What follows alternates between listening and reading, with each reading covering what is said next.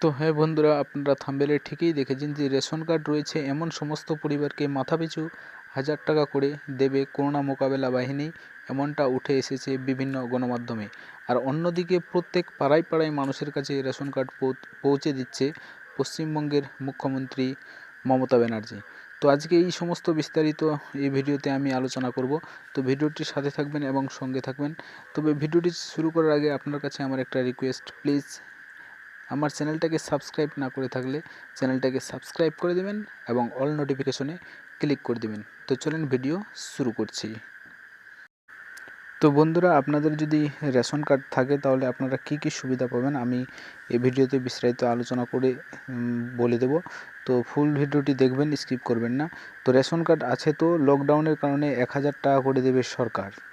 করোনায় আক্রান্ত সংখ্যার প্রত্যেক দিন বেড়েই চলেছে, আর এর মধ্যে নানান রকমের প্রতিবেদনে উঠে আসছে সবার সামনে করোনার জেরে সাধারণ মানুষ সাহায্য করতে এগিয়ে আসলো সরকার। এদিকে যেমন প্রত্যেক পাড়ায় পাড়ায় রেশন পাঠিয়ে দিচ্ছে এবং অন্যদিকে কেন্দ্র সরকার এই অবস্থায় সবাইকে 2টো করে গ্যাস সিলিন্ডার ফ্রিতে বরাদ্দ করার সিদ্ধান্ত নিয়েছে।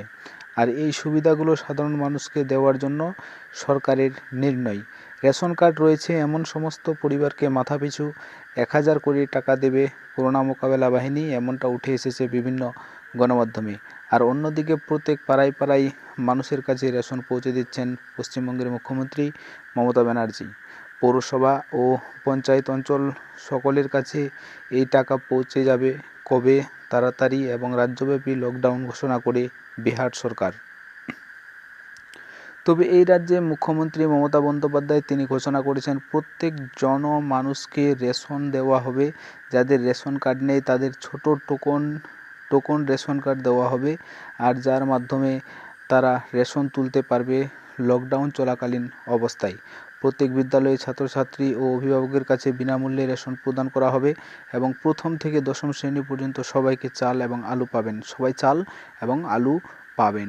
তবে বর্তমানে শুধুমাত্র লকডাউন চলাকালীন অবস্থায় বিশেষ কারণে বাইরে বের হতে পারবেন না, অন্যথায় জরিমানা দিতে হবে।